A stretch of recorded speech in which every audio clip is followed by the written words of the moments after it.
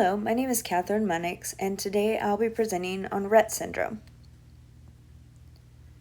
We'll be examining Rett Syndrome, its causes, the prevalence, the functional and behavioral characteristics, and what intervention supports and services are available. Rett Syndrome is a neurological developmental disorder. It's caused by a rare genetic mutation that can range from mild to severe. The mutation is typically occurrent in the MECP2 gene. The mutations are thought to disrupt the binding protein production needed for brain development. As you can see below, this is a picture of a healthy cell on the left and an affected cell on the right where the mutation is prevalent. According to the NIH, there are 8 mutations in the MECP2 gene that represent the most prevalent causes of Rett syndrome. The development and severity of Rett syndrome symptoms depend on the location and type of a mutation on the MECP2 gene. This gene makes a protein that is necessary for the development of the nervous system. Rett syndrome is spontaneous, meaning it happens randomly. Such random mutations are usually not inherited or passed down from one generation to the next. Research is still ongoing. Only 1 in every 10,000 females are affected by Rett syndrome, but only a little over 60 cases of males with Rett syndrome have ever been recorded. Rett syndrome is an X-linked mutation, making it very rare for males to be born with it. Females have 2 copies of chromosomes, and males have 1 X and 1 Y chromosome.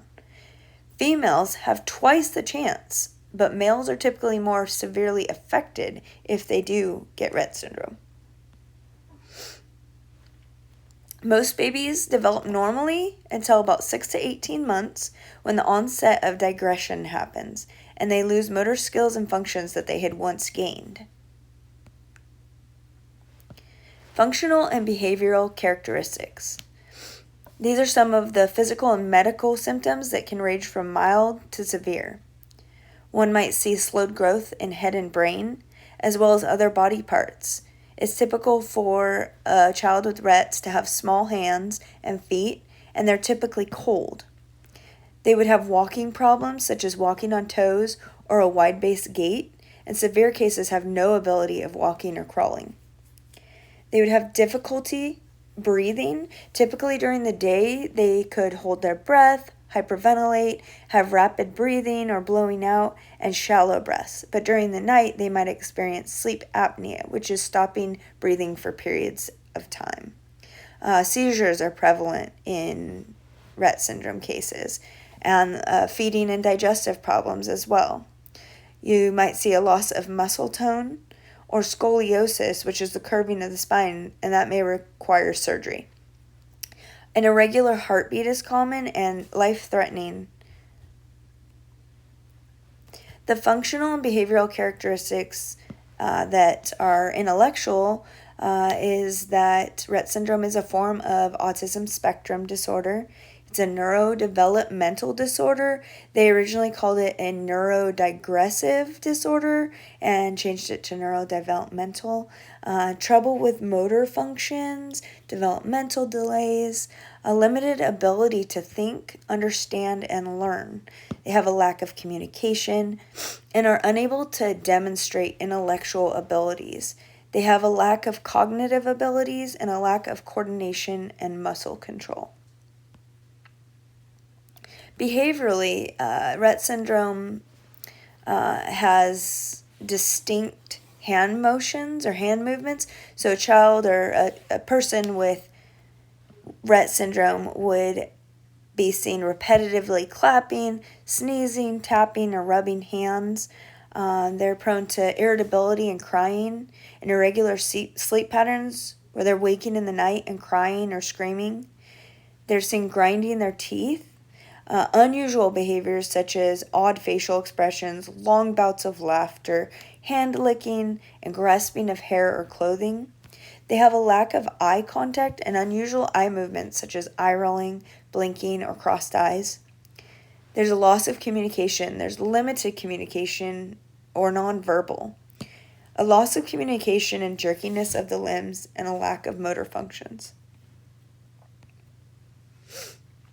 Intervention supports and services include physical therapy, occupational therapy, speech therapy, environmental enrichment, growth monitoring, medications and vitamins, braces and casts, assistive devices, and feeding assistance and nutritional support. Therapy interventions such as physical therapy would help with joint deformities and improve movement. Occupational therapy would help develop skills for daily activities like dressing and feeding. Speech and language therapy would help with communication. And environment enrichment such as music, animal assisted, adaptive sports, hydrotherapy can help stimulate the brain. Medical support would include visits to the doctor, monitoring growth, checking the percentile BMI, giving nutrition support, including calcium and vitamin D to help with growth and bone strengthening. Medications for seizures, breathing, heart rhythm, constipation, digestion, and any other ailments that they might have as symptoms from Rett syndrome. Posture correction, such as casts and braces, can help with scoliosis.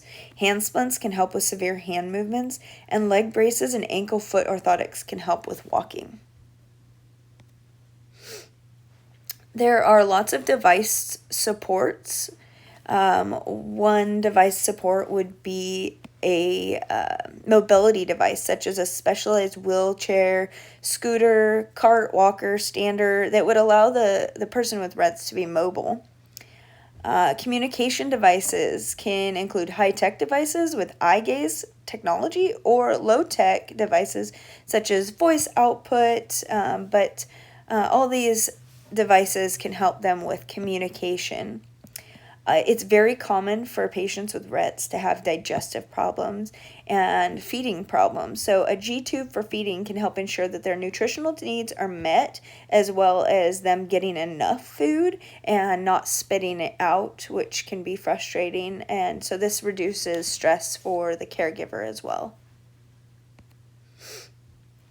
There are many online support groups for families. A few that I wanted to share was Girl Power to Cure, which provides support and resources for those with Rett's, for their families to find resources and get information. The International Rett Syndrome Foundation, which has information for Rett's, all about diagnosis, explaining Rett's, as well as research and trial opportunities. And Rett Revealed is a website that provides episode videos of positive experiences and ventures in the life of a person with Rett's, as well as social media support groups and connections. So these are great supports for families of people with Rett syndrome. To summarize and close, Rett syndrome is a neurodevelopmental disorder. It's typically onset between 6 to 18 months of birth. Symptoms can range from mild to severe. There are many supports and interventions available for those with Rett's and their caregivers, and the first documentation came in 1966, and the first clinical recognition in 1983. This is a rarely new diagnosis with limited research. There is no cure, but research is ongoing and evolving with time. October is Rett Syndrome Awareness Month, and that concludes our time.